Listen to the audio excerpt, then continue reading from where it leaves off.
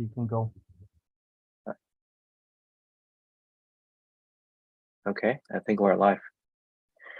So welcome back everyone to the Early Career Immunology Seminar Series in 2023. Happy New Year. For those of you returning, thank you for your continued support. My name is Xu Zhou. I'm an assistant professor at Boston Children's Hospital and Harvard Medical School. If you're joining us for the very first time, ECI is a biweekly seminar series aiming to increase the exposure of junior faculty working in the area of immunology. So today we're really excited to have Avery Posey with us. Avery obtained his Bachelor of Science in Bioinformatics and Computational Biology, as well as Biochemistry and Molecular Biology from University of Maryland. He then did his PhD in Genetics at University of Chicago, studying muscle development and repair in the lab of Dr. Elizabeth McNally. He then pursued a postdoc fellowship at UPenn with Cao Jun studying cellular immunotherapy.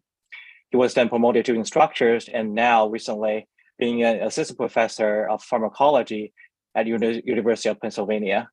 So we're really excited to have Avery with us today and looking forward to your talk, Avery.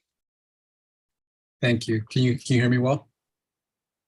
Okay, well, good morning, good afternoon, and good evening, depending on where you are and how you're tuning into this. I plan to talk today about changes in O-glycosylation within malignant cells and how that contributes to both cell intrinsic and cell extrinsic properties of tumors, as well as strategies that we have to target this change in glycosylation. First, here are my disclosures. So the type of immune cell that my lab focuses on is an engineered immune cell. We engineer cells with new molecules called chimeric antigen receptors. These are synthetic immunoglobulin or TCR, T-cell receptor-like molecules that combine properties of monoclonal antibodies in their most conventional format with what molecules are sufficient to drive immune cell activation. Particularly those molecules that come from the T-cell receptor itself. And by using the properties of a monoclonal antibody, we can define new antigen specificity of an immune cell by targeting molecules that this antibody can see. And the benefit of using variable domains from monoclonal antibodies that it really expands upon what we can now direct these immune cells towards. Whereas TCR allows T cells to react against MHC peptide complexes, monoclonal antibodies can see peptides and nucleic acids and lipids and carbohydrates. They can bind to phosphorylated targets as well as other chemicals. And actually, I use this example of the first chimeric antigen receptor that was described in the literature used the variable domains of an antibody called SP6, which targets trinitrophenol. So it's an organic chemical found in bond making, not a cell surface protein at all. And then the use of the intracellular signaling domains from the TCR or from other ITAM containing receptors allows MHC independent triggering of immune cell towards this new antigen defined by that antibody. And these types of receptors can work in multiple effector functions, can drive multiple effector functions or regulatory functions, depending on the type of immune cell that they are expressed in. There are multiple different versions of the chimeric antigen receptor. We call these CAR designs by generation, and some can include additional signaling motifs. Domains from costimulatory molecules are most common, such as that from CD28 superfamilies or the TNF receptor superfamily like 4-1BB. There are now 6 FDA-approved CAR T cells. There are 2 other CAR T cell products in the world that are approved by other regulatory agencies, one in China and one in Spain. And of the 6 FDA-approved CAR T cells, 4 target CD19. They all utilize the same variable domains, those coming from FMC63. And there are 2 CAR T cells that target BCMA, one using an scFv, and the other using 2 camelid-based variable domains, so 2 single domain antibodies.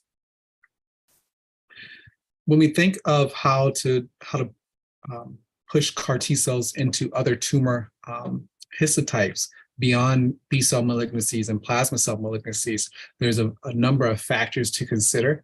The first being, what are the targets that we're going to pursue beyond CD19 and BCMA?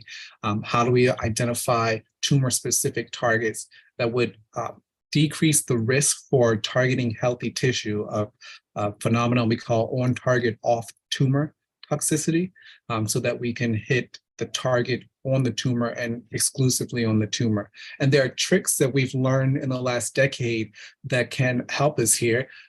Using an antibody against a tumor-associated antigen, if you alter the affinity of that antibody, you can select for high-expressing cells and avoid targeting of low expressing cells. So for some of our tumor associated antigens, this works well.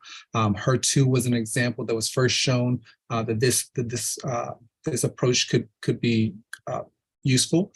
Another way in which you can decrease the potential for on-target off-tumor toxicity is by altering the signaling of the chimeric antigen receptor. We know that 4-1BB has a higher activation threshold than CD28 co-stimulated CAR T cells. And so for a target that's going to be expressed on healthy tissue, 4-1BB signaling may be a better costimulatory domain than CD28, where there's more potent activation. There are also extrinsic variables to be considered with CAR T cells, and this really goes beyond the CAR itself, but it's how are you going to overcome the physical barriers of the tumor stroma? Can you engineer your cells to infiltrate better, to resist the immunosuppressive microenvironment, those soluble factors or other cell types that are present within the tumor? And then how do you engineer your cell to overcome loss of the target antigen on the tumor? Antigen escape is one of the most common resistance mechanisms to these engineered immune cells. And so by targeting multiple molecules or engaging other immune cells, these approaches are considered. And lastly, once your CAR T cells are effective in this tumor, you want to be able to avoid potential toxicities. So ways that you can engineer cells to decrease cytokine release syndrome or neurotoxicities that have been associated with engineered immune cells is important. But today I'm going to speak about this first part of how do we engineer CAR T cells towards better tumor targets.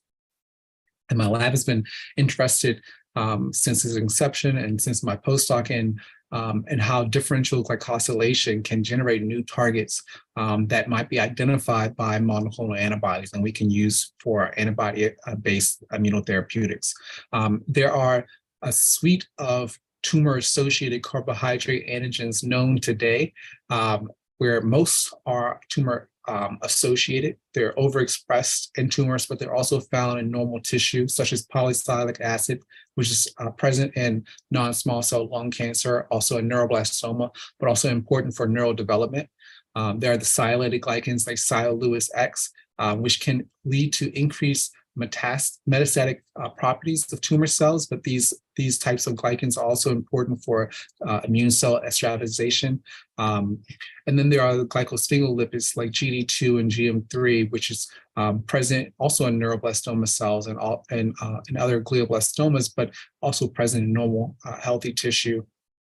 The suite of carbohydrates we're most interested in my lab are the truncated O-glycans, because these have shown to have the most tumor-specific properties to date.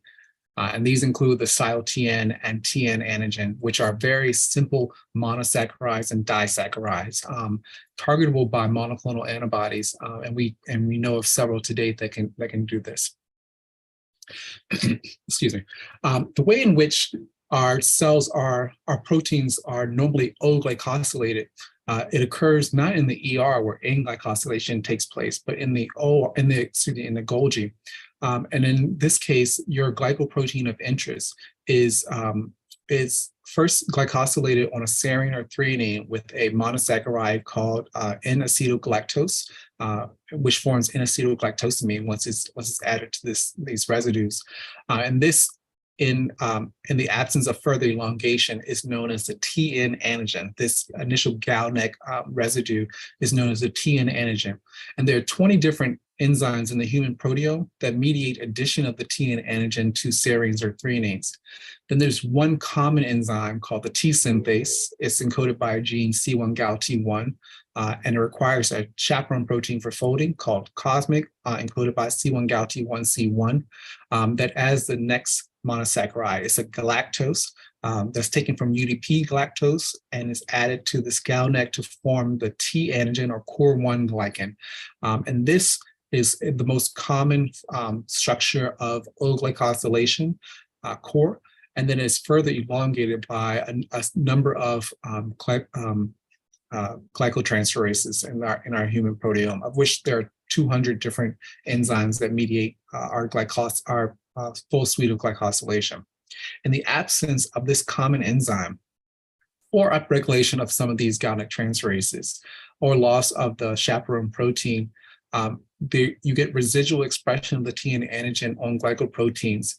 These cells then leave the Golgi and can make their way to the cell surface, expressing the TN antigen. And this, we think, is abnormal in normal tissue and found mostly in tumors. And I'm showing you an example to the right here of normal human kidney and human breast cancer stained with the same antibodies by immunofluorescence, EpCAM as a cell surface marker, and then an antibody called 5E5, which measures the TN antigen of a protein called mucin-1. And I'll talk about this antibody and its use as a CAR in a few slides. You'll see that in the normal human kidney, there's very punctate staining, intracellular, perinuclear.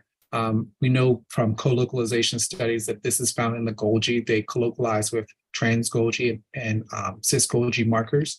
But in breast cancer and in other cancers as well, you find that that expression is no longer perinuclear. In fact, you find it brightly expressed at the cell surface. And that's because this process of O-glycosylation is disrupted. That elongation no longer occurs, and you find the TN antigen present on the cell surface here. And it doesn't just occur in breast cancer, but in fact, you can find the TN antigen found in many different tumor histotypes, whereas you rarely find the TN antigen at the cell surface in normal healthy tissue. You can find it brightly expressed in tumors, mostly from epithelial origin, colon, breast, skin, lung, pancreas, ovary, prostate, etc.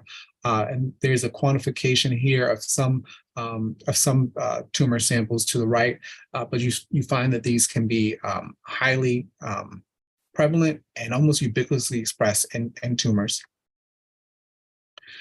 We wanted to model this in my lab in pancreatic cancer in an immune competent model. So we used mouse pancreatic cancers that were derived from the KPC mouse. This is a mouse that develops a spontaneous autochthonous tumor with a oncogenic KRAS mutation and a loss of P53 mutation, and it's pancreas specific. And we've edited these cells, which are now grown as cell lines. We've edited them to lose the chaperone protein for the T synthase, or we edited them to lose cosmic. And by doing that editing, we generate cells that have the bright expression of TN antigen, which we can measure by a monoclonal antibody or by a plant lectin that binds to the sugar as well. And our initial observations of these new cell lines compared to their parental isotypes is that the TN positive or cosmic knockout cells consume media much faster, suggesting they might be growing faster. And so when we set up assays to quantify that, we can indeed show that they do have enhanced proliferation in vitro over their parental isogenic cell lines. In addition to enhanced proliferation, we see that there's enhanced migration. So in scratch wound healing assays, where we create a scratch in the plate of a confluent cell line, those that have the TN antigen expressed or cosmic knocked out have much faster healing of this wound, this scratch, and that's quantified to the right. But when we put these, so those are cell intrinsic properties. There are no immune cells in those cultures, that's just cell lines. And we see that there's enhanced growth and enhanced migration when we make that change in glycosylation. When we implant these tumors back into a mouse, now we get interaction with the immune system. We also see that there's enhanced growth, both at day 21 and at day 28, trending at day 28. And I will talk, actually, I'll tell you a little bit about this now. So one of the things that we know influences pressure for a cell to change this O-glycosylation and truncate O-glycosylation are immune cells. And so inflammation can drive a change or decrease expression of cosmic and the T synthase. And so when we implant these wild type cell lines or cosmic knockout cell lines into a mouse, our wild type cell lines are not TN positive at the time of implantation, but when we remove them, they are. They're not as high expressing as our cosmic knockout, which maintain TN antigen expression over time. But by day 28, these cells have taken on some TN antigen expression, and maybe this difference may be related to this loss of significance here, may be related to that increased TN antigen expression in the wild type tumors. But we see that this size difference is observed both by tumor volume and by tumor weight. In addition, we find that there are increased numbers of metastases in the lungs of mice that have subcutaneous implantations of TN positive tumors when compared to mice that receive the wild type tumors where we don't see these metastases.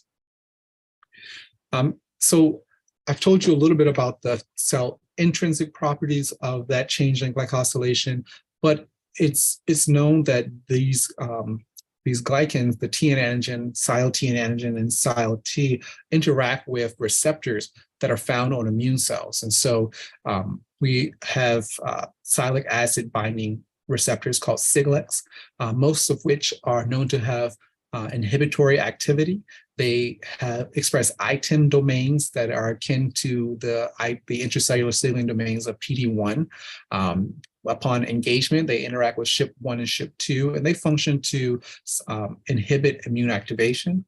And then there are the C-type lectins like macrophage galactocyte-lectin or CLEC10A or CD301B, which interacts with the TN antigen. And upon binding to these sugars, which are these receptors are expressed by M2 macrophages, immature and tolerogenic dendritic cells, or IMREG DCs as well, that upon binding, these cells can induce tolerance, and they also can trigger an increased expression of IL-10 and the generation of IL-10 producing CD4 cells. Others have shown in models of glioblastoma, and as well as in human data, I'm showing you to the right, human data, that in glioblastoma, where we know that there are increased frequency of the TN antigen, that there's an increased frequency of macrophage galactolectin expressing myeloid cells. This is associated with these cells are associated with an M2-like marker, CD103, and in patients that have high abundance of these cells or high transcript levels of these cells in glioblastoma, there's a trend towards decreased survival. So higher abundance of MGL expressing cells, lower survival in patients, suggesting that these cells are contributing to either tumor growth or decreased anti-tumor activity. And in a mouse model of Lewis lung carcinoma, in which this MGL2 diphtheria toxin receptor mouse was used, we saw that others have shown that first there is an increased tumor growth, similar to what we saw in our pancreatic cancer models. There's an increased tumor growth of the TN positive tumors.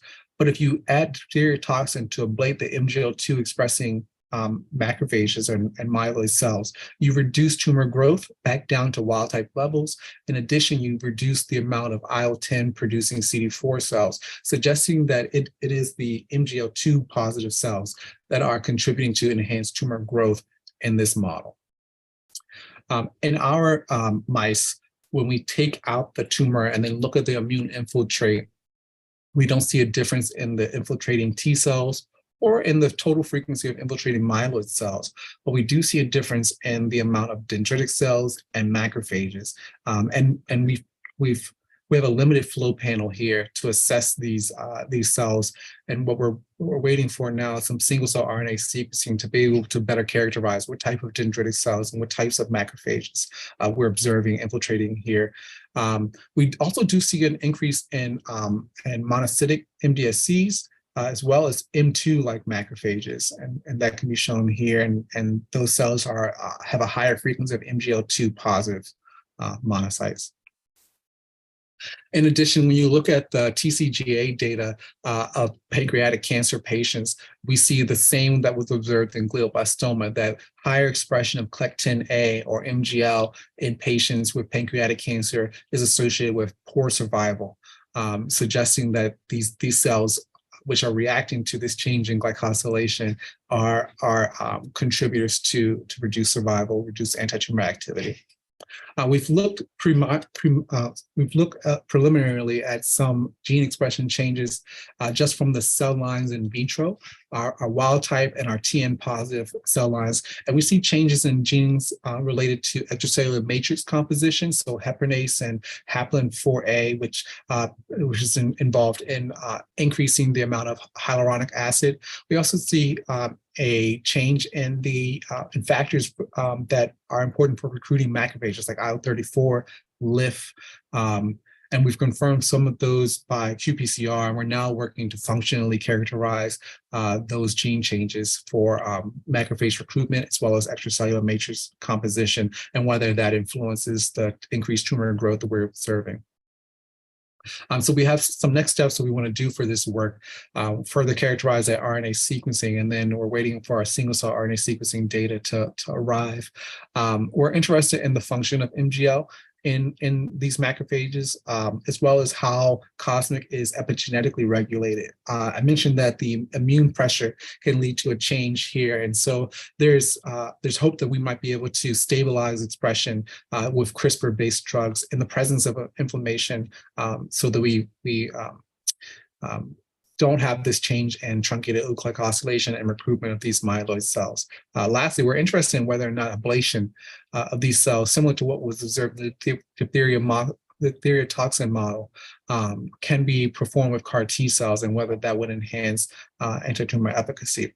But what I'm going to tell you about next is a use of CAR T cells to not target the MGL or MGL targeting cells, MGL expressing cells, excuse me, but to target the change in glycosylation itself. And the first example of that my lab worked on was mucin-1 or MUC1. Mucin-1 is a highly glycosylated protein found in many epithelial cells, also found in plasma cells. It's overexpressed in many tumors, so it's a tumor-associated antigen.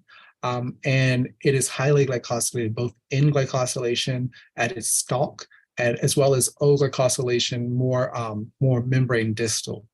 And that change in O-glycosylation also occurs on mucin-1, where we can identify both sial-TN antigen and TN antigen expressed on mucin-1, whereas those glycans would normally be elongated. And I showed you before immunofluorescence with using the 5E5 anti-TN MUC1 antibody. This antibody reacts to the combination of this carbohydrate, the TN antigen, and this GSTA peptide motif. So that is the total epitope for this antibody. And there are other antibodies that can bind to changes in glycosylation, some that can recognize peptides that's demasked by loss of glycosylation, like this anti-MUC1 antibody SM3. There are antibodies that can recognize carbohydrates alone. Typically, these have lower affinity than peptide-based antibodies.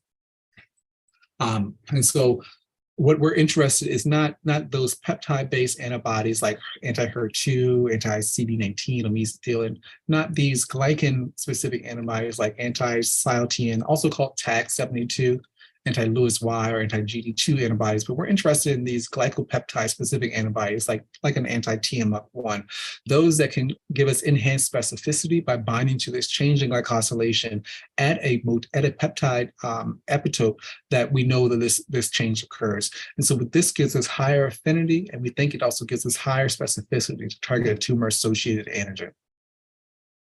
There are two structures that have been published in the literature of anti-TN glycopeptide antibodies.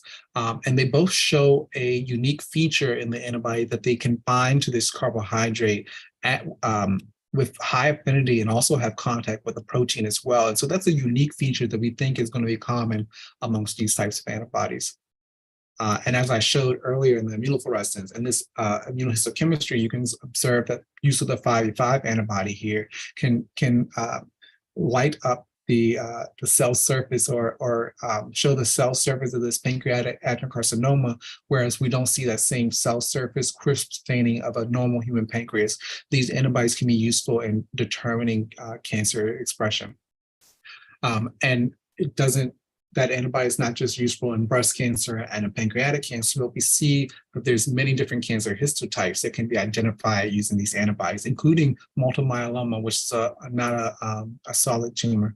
And some of these tumors are known to have low mutational burden, might not be targetable with checkpoint inhibition or TCR-based therapy. So this chimeric antigen receptor approach may be a feasible option for these. We generated a CAR using the variable domains of this antibody. We took the sequence of the variable domains from a hyperidoma and then fused those domains in a scFv, fused that to a CAR structure with 4-1BB signaling initially. We showed that on a peptide-bound plate, peptides bound to a plate, that CAR T cells will secrete cytokines, like type 1 cytokines like IL-2 and interferon gamma in response to that peptide, whereas we never saw reactivity against the peptide that doesn't have the carbohydrate. So the carbohydrate here is very important. In mouse models, our first being a JERCAT model, when we implant mice, immunodeficient mice, in this case NSG mice, with luciferase expressing JERCAT cells, one day after this week-long tumor inoculation and engraftment, we treated the mice with either PBS, non-transduced T cells that have a CAR but target a molecule not expressed on the tumor, like CD19, or 2 different doses of our TMF1 specific CAR T cells. Well, our control T cells had no activity, and mice died from paralyzation as well as tumor burden. But our TMF1 specific CAR T cells extended the survival and health of these animals over a longer period of time. We were interested in how whether or not the glycan itself or glycosylation programs were important here. One thing that had been previously demonstrated was that JERCAT cells, which is a T cell leukemia line that is well used in immune biology, T cell biology, to study signaling, as well as a few other important assays that we use, is that JERCAT cells have a endogenous mutation in the gene cosmic, or C1-GALT1C1. It's a 1 base deletion that causes a truncation. And that means that there's bright expression of TN antigen on these cells. And so this is the parental clone of JERCAT cells staying with TMF1, and there's bright expression. Notably, these cells are not CD19 positive. We transduced them with a bicistronic construct that has truncated CD19, as well as wild type cosmic, full length cosmic. And so we can lose TN antigen expression, which actually is an elongation of the O ligands. And then we gained expression of CD19. This way we can detect these cells and tell them apart from their parental isogenic line. But if we culture these cells into the same well, one labeled with a dye and one without, we can add to them non-transduced T cells, CD19 targeting CAR T cells, or TMF1 targeting CAR T cells. And we saw that reciprocally, the CD19 CAR T cells targeted CD19 positive TN negative JERCAT cells specifically, and the TMF1 CAR T cells targeted the TN positive CD19 negative JERCAT cells. And that told us that both of these CARs can differentiate target expressing from target negative cells. And we think that's important for proposing to use these CAR T cells to target a protein that's going to be expressed by healthy tissue as well as malignant tissue, but that this change in glycosylation is going to be how we define specificity against the tumor targets. We showed that these CAR T cells could react against multiple different cancer histotypes. And in a model of a pancreatic cancer, a human pancreatic cancer cell line, in mice, we showed that there was 100% of the mice survived over 115 days after treatment, whereas those treated with the control CAR T cells or control T cells or PBS did not survive at the same frequencies. These CARs have moved on to a first-in-human clinical trial, where these CARs targeting TNMUC1 were initiated a trial of 6 different conditions: non-small cell lung cancer, ovarian cancer, fallopian tube cancer, triple-negative breast cancer, multiple myeloma, and pancreatic cancer. In this work, however, I showed you that our CAR was co-stimulated by 4-1BB. We did do some evaluation of other co-stimulatory domains in the same pancreatic cancer model, however, as a stressed model with higher abundance of higher tumor burden, lower T cell infusions, to identify co-stimulatory domains that might enhance the persistence and anti-tumor activity of our CAR T cells. And we found that co-stimulation by CD2, which was the first known co-stimulatory domain in T cells, had a trend towards better anti-tumor activity, but had a significant enhancement in both CD4 and CD8 CAR T cells persisting in the mice long term. And so we think that we know that this is the first in human use of a CAR that targets a TN glycopeptide, but it's also the first in human use of CAR T cells co-stimulated with CD2 that has entered into a phase 1 clinical trial. We've done some work more recently to enhance anti-tumor activity, particularly of low antigen expressing tumor cells.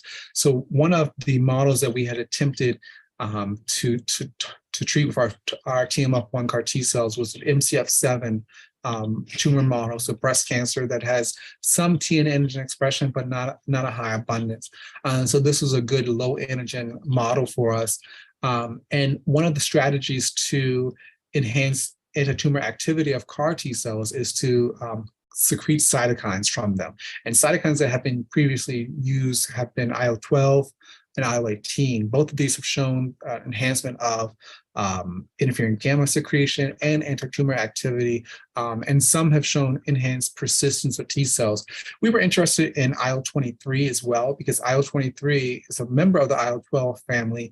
It's a big contributor to autoimmunity, and it's been shown to maintain a stem-like population of at least CD4 T cells and autoimmune conditions. And so we were interested in whether IL-23 might be equivalent to or better than IL-12. And what we showed was that in several in vitro cases, these IL-23 expressing cells had good anti-tumor activity. They actually, all of our cytokine secretors had better anti-tumor activity in vitro than our CAR alone, which has low activity against this cell line, this MCF7 cell line. In vivo, we saw that IL-12 and IL-23 both had superior anti-tumor activity over IL-18 and the CAR alone, and these enhanced survival. And this enhanced survival was associated with an enhancement in the persistence of T cells in the peripheral blood at day 33 and day 63. It was also associated with an enhancement in interferon gamma and TNF alpha in the circulation of mice. And there was better T cell infiltration with these cytokines. And so that made us really interested in the use of these cytokine secreting CAR T cells. In this case, these are constitutively secreted. So these single chain cytokines are being secreted from the same lentiviral vector that encodes for the CAR. And what we found was that constitutive secretion of IL-12 actually led to a faster differentiation of T cells. They show more effector memory frequencies, higher frequency of effector memory T cells. They also had a higher percentage of multiple exhaustion markers, so TIM3, PD-1, LAG3, IL-12 CAR T cells seem to express more of this. So what we did next was We wanted to move to a less constitutive model and to be able to deliver the cytokine specifically to CAR T cells in vivo, which we're now working on this model, but I'm going to show you the in vitro work here first. So there are several antibodies that were developed by other groups, and now we've developed our own that targets a invariant motif within the extracellular domain of the CAR. These motifs are found in most CARs to date. And so we fuse to those antibodies either IL-12, IL-18, or IL-23. And we show that in vitro, these antibodies have similar activity as the constitutive secreting CAR T cells. So up top, you can see that the CAR alone with just antibody that binds to the CAR has no activity beyond what we observe for the CAR alone. And you can see that below, and I'll show you some of these comparisons on the side. But when we add the antibody, one single dose of antibody cytokine conjugate, we get almost no growth back of the tumor, where you can see that there's some tumor that grows back in this the constitutive cytokine secretors below, and then comparing the constitutive cytokine secretor to the antibody cytokine conjugate, we see significant anti-tumor benefit here. We're now moving this into an in vivo model to test these antibody cytokine conjugates. We're particularly interested in those that are conjugated to IL-12 and IL-23. So that's our TMF1 CAR. The next CAR that I'm going to tell you about is a more interesting target for us because it's an extracellular matrix protein, fibronectin. CARs targeting extracellular matrix proteins are only now being developed and are showing anti-tumor activity. And it's very interesting, opens the door to new CAR targets. We thought previously that one of the limitations of a CAR was that you can only target molecules on the surface of the tumor. It's apparently not true. Now you can target molecules that are present in the extracellular matrix. There may be certain rules that we need to learn about what molecules in the matrix we can target and what won't give us anti-tumor activity. But there's at least an expansion of the targets that we can pursue here. So fibronectin is a protein that's heavily alternatively spliced. There are several exons of fibronectin that encode for new domains that are tumor associated and maybe tumor specific. These three domains, EDB, or extra domain B, extra domain A, and the V domain, or the variable region, or the 3CS domain, are tumor-associated regions that may have some tumor specificity. The V domain of fibronectin is interesting to us because it has been shown to have this one motif, VTHPGY, this peptide epitope, where the threonine has TN antigen present on it. And we know that there's one enzyme, GalNAc transferase 6, that mediates addition of this TN antigen in fibronectin. And we think that this has tumor-specific properties. So the FTC6 antibody, which was developed in the 80s at Fred Hutch, targets this VTHPGY epitope with the TN antigen. And I'm going to show you in the next slide why we think that this has some tumor-specific recognition.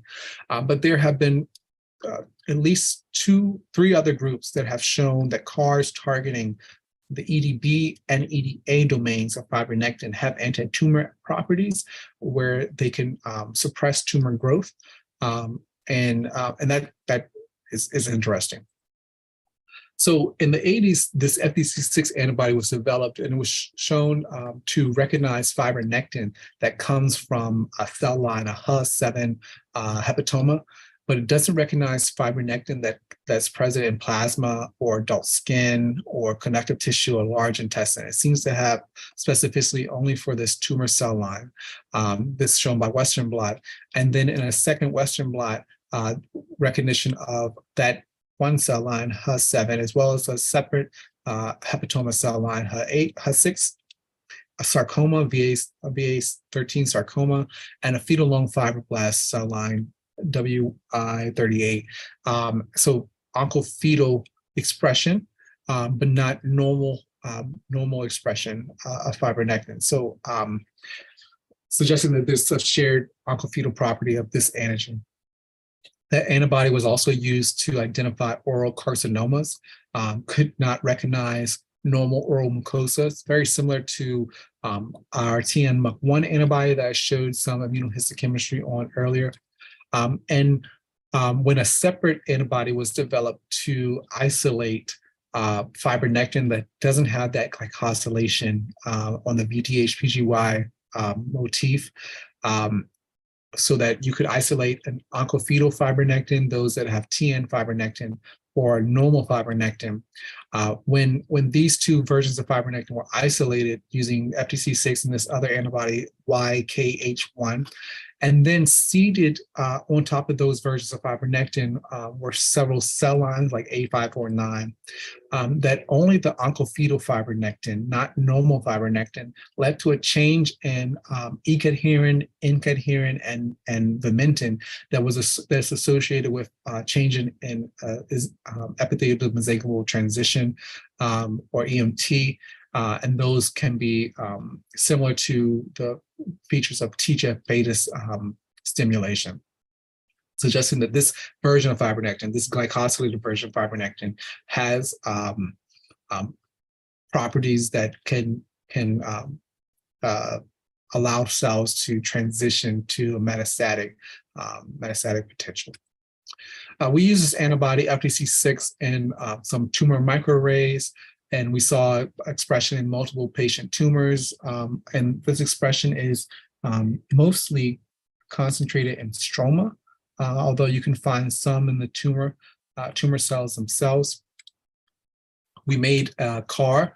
We sequenced a hybridoma for this antibody. We made a CAR using the variable domains of the FTC6 antibody. We also made a CAR using L19 scFv. L19 is a monoclonal antibody that recognizes the EDB domain of fibronectin. It's been used in several human clinical trials. And we compared that to our TNMUC1 CAR. All of these co-stimulate with 4-1BB. These CARs express well on the cell surface of T cells. And when we culture CAR T cells with a prostate cancer cell line PC3, we get high secretion of interferon gamma, high reactivity. And we know that these cells also can kill. So you see loss of GFP here, and I'll show you videos that are associated with this plot. The next slide. You see that there's decreased green. These CAR T cells can kill or stabilize expression of the cell line. The L19 doesn't work as well in our hands as our FTC6 and TNMUC1 CAR. In terms of specificity, when we culture these CAR T cells against a normal human prostate epithelial cell culture, we don't get any reactivity, no cytokine secretion. If we use CRISPR-Cas9 to create indels in the exon 40 of fibronectin, where the VTH-PGY is generated, is encoded, we lose reactivity. That's because that epitope is no longer present. We don't get killing as well, showing that this CAR is specific for that particular epitope. And if we take away the enzyme that creates the VTH-PGY GalNAc transferase 6 from PC3 cells, we also lose killing. That's this green line here, as well as reduced reactivity of our CAR T cells against those GalNAc transferase 6 deficient PC3 cells. So all of this shows us that these CAR T cells are lytic, and they're specific to this one glycosylated epitope in fibronectin.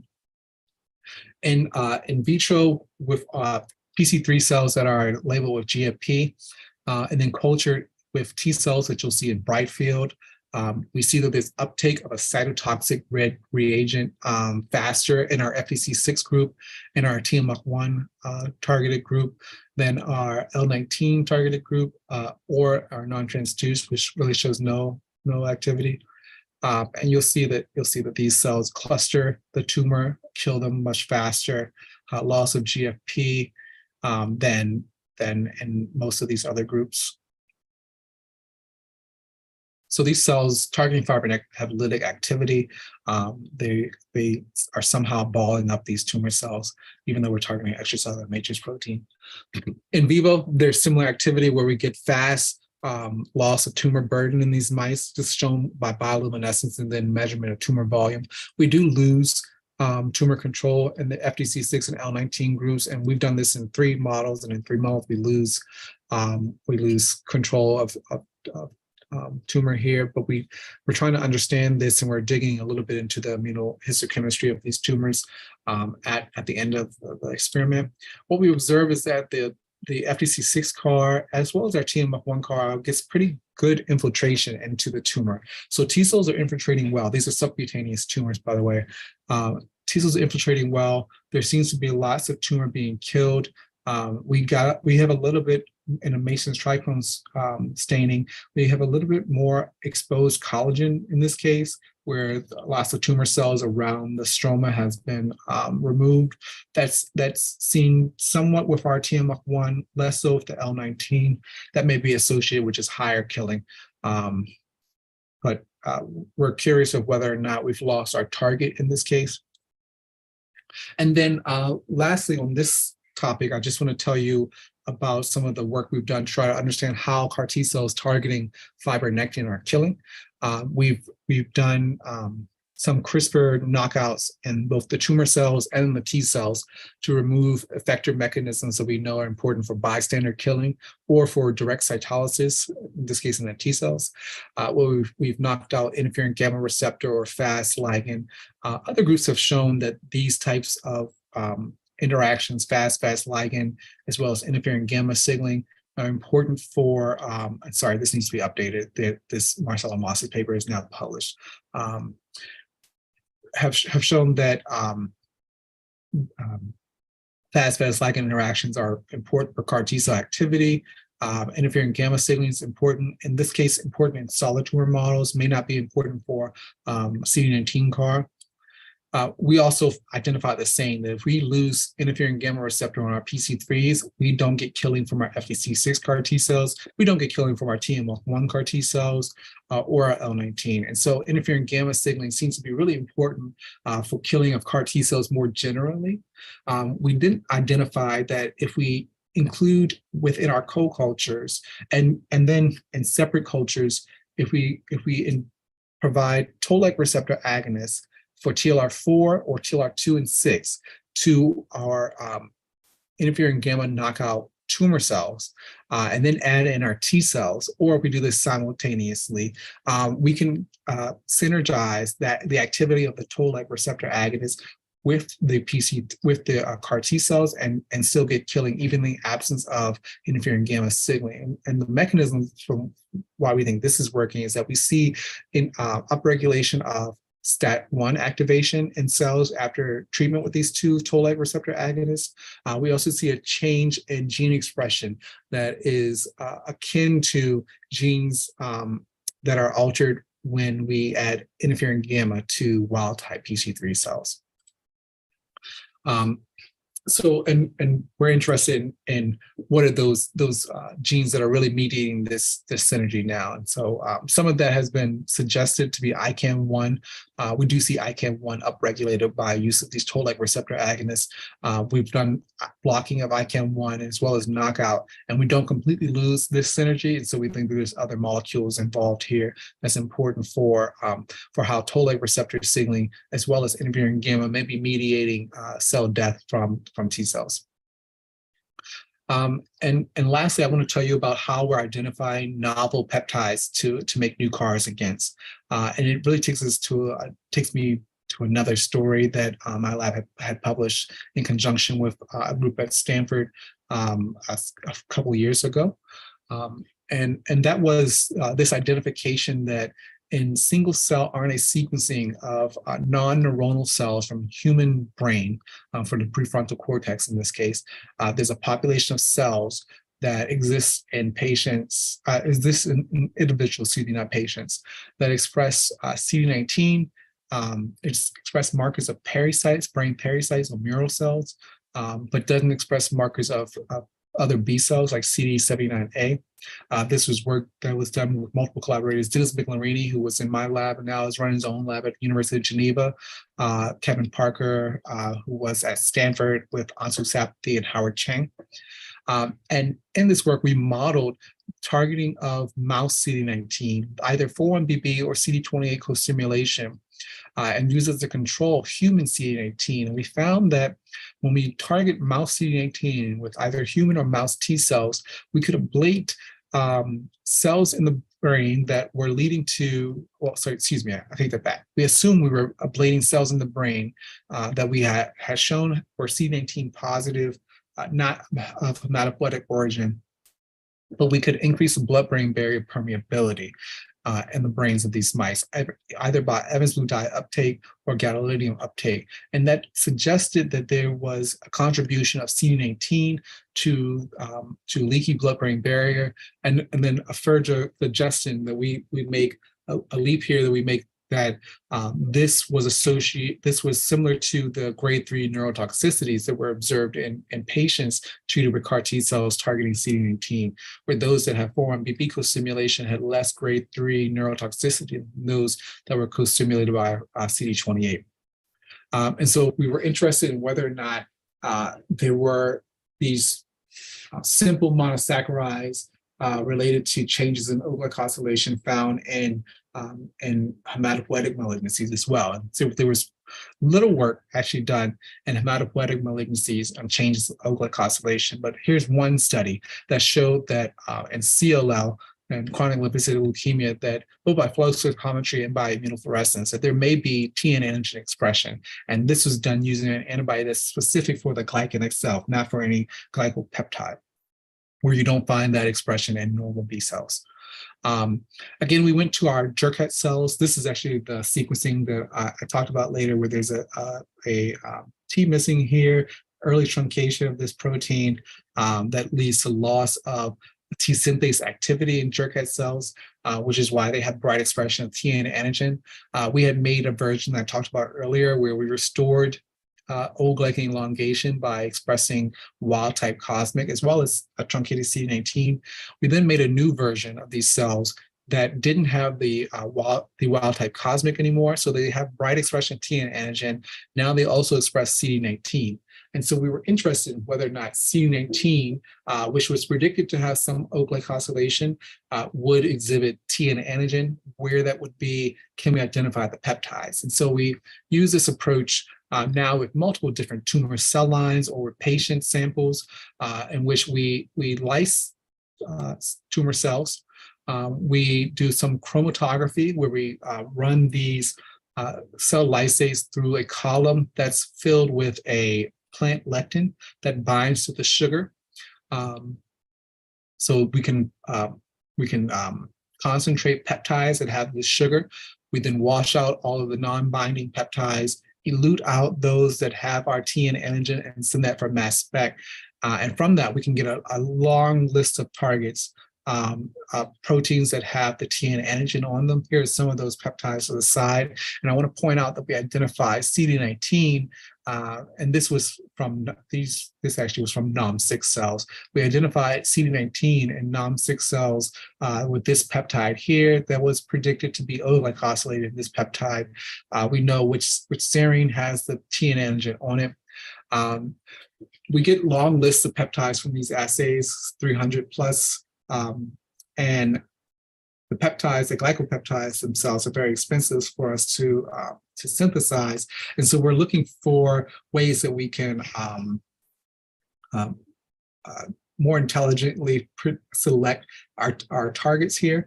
We look at what genes are going to be overexpressed in TCGA data versus GTEx, which might be commonly expressed between multiple cancers. We've done this work now with several different tumor types, cell lines, and primary samples.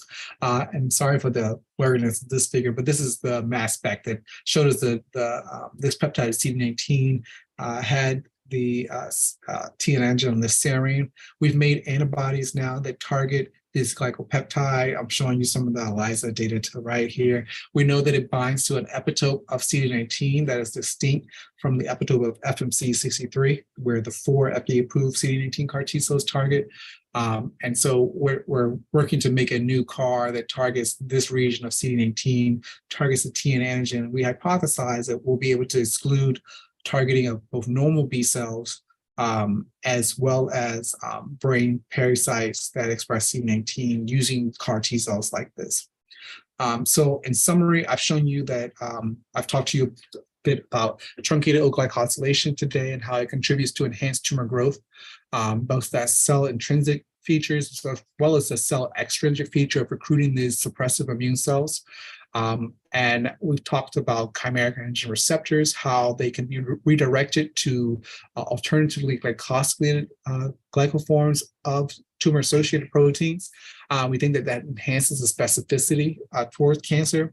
And then lastly, CAR T cells targeting extracellular matrix proteins are exciting and open up a new door to different additional CAR targets. And we need to learn some of the rules related to why certain proteins work but others don't. And there are examples, a limited list of examples to date of some that have anti-tumor activity and some that don't. So with that, members of my lab, I've talked about some of the work of the individuals highlighted in red here, and then collaborators and funding. So with that, I'll take any questions that you might have.